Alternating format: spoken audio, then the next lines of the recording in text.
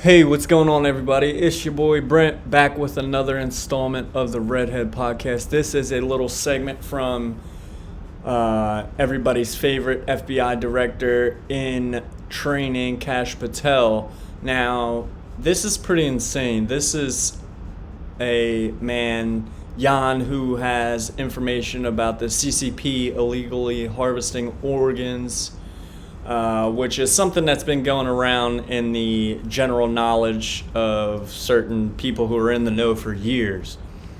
It's pretty insane. They're taking, allegedly the CCP is illegally harvesting organs from prisoners, poor people, people who need money. It's crazy to think, but really not that surprising. So, without further ado, let's hear what they got to say. For our viewership in the War Room Posse to mix and collaborate with the Epoch Times, which is one of the largest print circulations, and their digital program is a monster in over 40 countries. Jan, I know you guys have a motto, truth and tradition. I'm a big part of it over there. I love what you do, and I know you have some serious topics to discuss. I saw what you're doing and your brilliant interview on the CCP's organ harvesting machine and how grotesque and disgusting that is and how it's far-reaching and how it has national security implications. Can you give us a little bit of an outline about what you dove into with your guest and what are the next steps? 100%. I mean, just for starters, right? The guest, David Matus, international human rights lawyer, he first established that this was really happening back in 2006 with a massive report. He estimates that China's forced organ harvesting industry amounts to about $9 billion a year, okay? And this is something I'm going to talk about that is frankly hard to believe, right? Wow. It's hard to believe. There's actually a survivor. I never thought we'd see one. I've been covering this issue for... Forced harvesting trade, $9 billion a year that the CCP makes off of illegally harvesting another human being's organs. That is insane. Disgusting. 15 years now, and there is a guy who has a giant 14-inch scar on his right side, and he is basically missing part of his liver and part of his lung. The liver has since regenerated, and the even crazier part is that attempting to discredit him, the Chinese regime has admitted to operating on him without consent. So finally, There is the smoking gun that people have been looking for that's been so difficult. I mean, this thing has been litigated so much. There's a whole China tribunal that took a year to establish all the evidence around this. It's incontrovertible. But finally, there is a guy who, by the way, Assistant Secretary of State Bob Destro managed to rescue to America, like a big task back during the Trump administration. And he's finally come out to tell his story. That's unbelievable breakthrough reporting. I hope everybody goes and watches your interview, Jan. And for those that haven't been following as closely as you have, as closely as Epoch has, and as closely as the War Room... So somehow one of these people that had their organs illegally harvested survived and escaped China, it sounds like. That's insane. So they did a forced incision, a 14-inch incision on his body, and took a part of his liver and part of his lung. So, I mean, that speaks for itself. And China came out and admitted they did it against his will. This is the type of regime that we're dealing with here. These people have no moral values. It's frankly disgusting. They are a money-hungry nation for sure. How can you, the breakthrough is monumental, but the breakthrough only happened because there were so many other tens of thousands of people who were treated grotesquely, criminally as victims by the CCP. Are you able to quantify the types and numbers of organ harvesting and the reach that the CCP had internationally? It's very difficult. One of the reasons we first discussed... Well, $9 billion as an estimate. We know, I would venture to say a lot of these Middle Eastern rich countries that do big business with China probably have their hand in it. A lot of maybe Americans go over there. You know, if you got the cash, money talks and bullcrap walks. You know how the saying goes. So, you know, if you're dying from kidney failure, you know, you drank a fifth of vodka every night and now your liver's gone, but you got $100,000. This was that Chinese hospitals were advertising basically in American newspapers saying you can get a new heart in a week if you have a few $100,000 to spend. Like, that kind of stuff isn't possible in an ethical way. And you can schedule it so you know when someone's going to die. This was 18 years ago.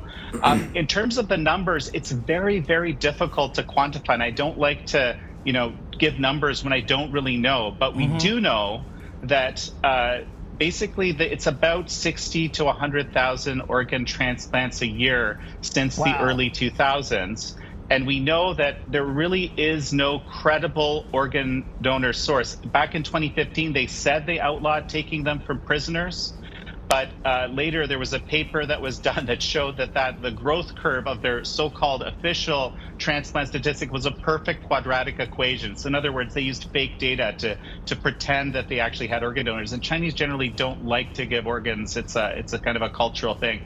So and then this is the craziest part. So the implication, you asked about that early on, national security and otherwise.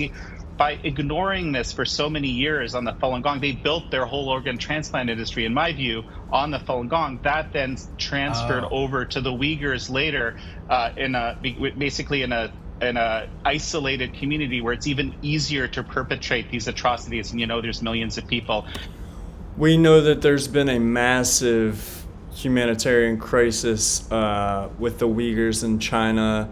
The Muslim Chinese natives as well have been persecuted pretty disgustingly by the Chinese government. I recently watched a video personality, a YouTuber who had went to China and traveled across China, and the checkpoints and lockouts for the culture it's atrocious. I can't believe the way that they treat them just because they are Muslim. Crazy. In these concentration camps. So it's and the effect. And just back to the subject of the organ harvesting, there was actually somebody who had posted, a Chinese national who had posted this crazy video of somebody that had went to a abandoned factory in China somewhere, had went down into the basement of this abandoned hospital that had been abandoned, it seemed like, since the 90s, and actually had found basically a body dumping ground with very small children in it, floating in some some acidic material. It was insane. I know the man said that it was not scripted. He was just exploring, and he believed it was a body dumping ground for illegal organ harvesting. And then he came out and said that it was fake, or the CCP said it was like a studio, graphic arts, special effects makeup type situation. And I think he went back again after he said that it was fake, that he said that he did it willingly. Then he went back a couple months later, and they didn't even clean anything up. And if you see the unedited video, uncut video, if you've ever, spent long enough on the internet, you've seen a thing or two, and it looked pretty real to me. And it just shows how careless they are with people that are less fortunate than them in that country. is, right, that all these doctors in China, in effect, and all these doctors are doing research, medical research with Americans, with other doctors around the world. There's all sorts of collaborations. They basically become murderers, the ones who participate in this. And there's even a paper that shows that there's at least 72 transplants that have been done in the published literature globally by Chinese surgeons where the cause of death was transplantation. And they didn't even realize it because it's become such a normal thing that they didn't even realize they had written into the scientific method. That's criminal on so many scales, not just the organ. So they're doing it so nonchalantly that they didn't even notice that in the literature it said that it was death by transplantation. That is insane. That's how lucrative that business is and how often it's perpetrated by these doctors in China. Crazy, crazy. I mean, could you believe if something like that went on here? Wow. Harvesting itself. But I'd like to highlight, and maybe you can talk about, I'm going to try my best at a Jan Jekielek segue into my next topic with you, all things CCP. But you mentioned that they have to find these people, and they use data to collect numbers and information and the whereabouts of these people and what they have and what they need. Now, that infiltration by the CCP, I gotta believe, isn't just done on mainland China. I know they're doing it domestically, and as we get into an election year here, an election debate here tonight, I believe one of the hot topics is going to be the CCP. How has the CCP used its community outside of mainland China, putting aside the atrocities against the Uyghurs and the Falun Gong and the actual modern-day genocide and forced labor? That's disgusting in and of itself. Then you have organ harvesting. Then you have a cyber offensive operation, in my opinion, downrange, for the CCP to fund and fuel this monster. What are some companies out there in CCP land that are impacting America? I know TikTok's a popular one. I've heard of a couple of others, but do you have some? And what are your thoughts on this? And how does it connect back to the main event here? Well, let me just comment briefly on China's influence operations, okay? In terms of funding, right, the second largest, let's call it a ministry in China, in terms of funding, is something called the United Front Work Department. And the whole purpose, essentially, of the United Front Work Department is influence, is to across the world, with the U.S. being the prime focus that the Chinese regime views as its, prime enemy, and is waging a people's war in the words of the dictator there, Xi Jinping. So my point is, it's an incredibly important part of their efforts is to push their influence. And then, of course, we have this, senior aide, deputy chief of staff of Kathy Hochul that's now been indicted on basically all sorts of fascinating things. But the biggest thing that they did, and you mentioned the communities, right? What is the impact in the community? The impact is that these CCP agents of influence, they pretend like they actually represent the Chinese communities in America. And of course they don't, right? And in fact, not at all. In fact, a lot of the communities have very different perspectives, right? But the effect is that American officials might actually believe the CCP line because they basically it makes it so that the voices of the dissidents can't be heard. In terms of companies, Kash, you're asking about, of course, I've talked a lot about TikTok. TikTok is both an information gathering operation, huge intelligence gathering, but also influence, right?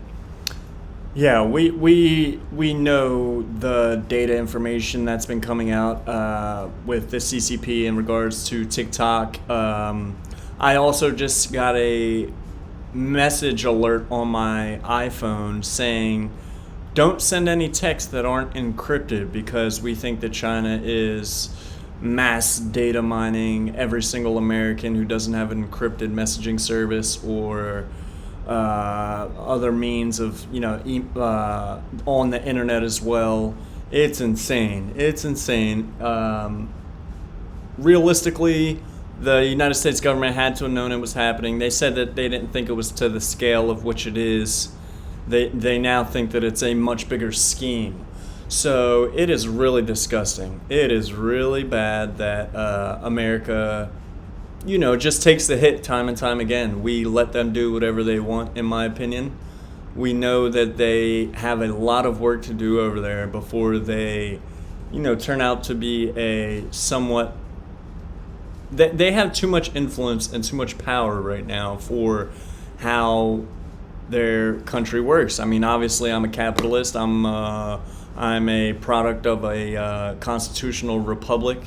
Thank God, every day for our founding fathers, because I'll tell you what, as a working class American, I would hate to be a working class Chinese citizen, let alone be a Uyghur and be persecuted on that front. So that's where I'm going to stop it today.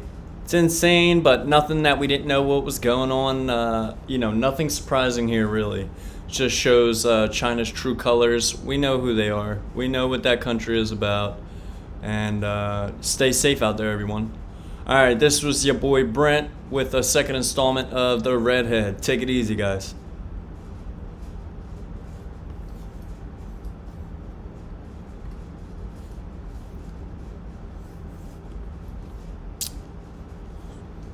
Wasn't that fucking good? God damn it.